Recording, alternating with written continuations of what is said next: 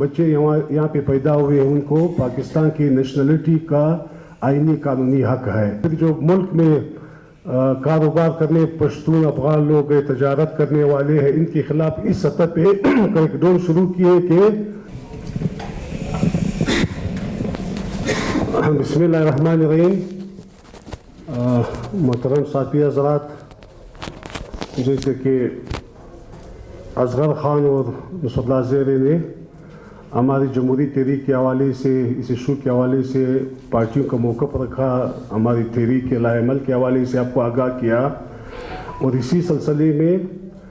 اس احتجاجی تحریک میں شامل نیشنل ڈیموکریٹک موومنٹ کے چیئرمین محترم محسن داوڑ نے کل اسلام آباد ہائی کورٹ میں ایک کیس بھی دائر کیا ہے جس میں سول سوسائٹی کے کچھ لوگ ہیں، جس میں انسانی حقوق کمیشن کے ممبران بھی اس میں شامل ہے. تو ہمارا اس پر کانفرنس کے توسط سے سپریم کورٹ سے چیف جسٹس سے یہی ریکویسٹ ہوگی کہ وہ اس کیس پہ جو ہے وہ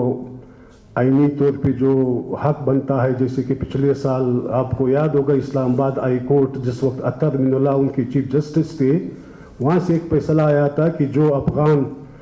یہاں پہ آباد ہے، ان کے جو یہاں پہ ولادت ہوئی ہے، جو بچے یہاں پہ پیدا ہوئے ہیں ان کو پاکستان کی نیشنلٹی کا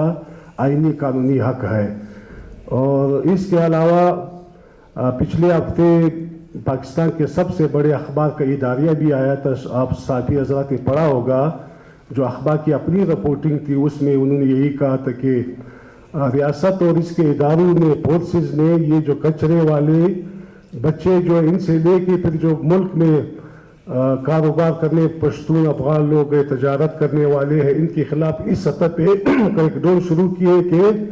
500 سے لے کے رشوت تک جو ہے وہ لاکھوں روپے تک پہنچ گئی ہے. یہ اخبار کا اپنا ایک رپورٹ تھا، اداریہ تھا،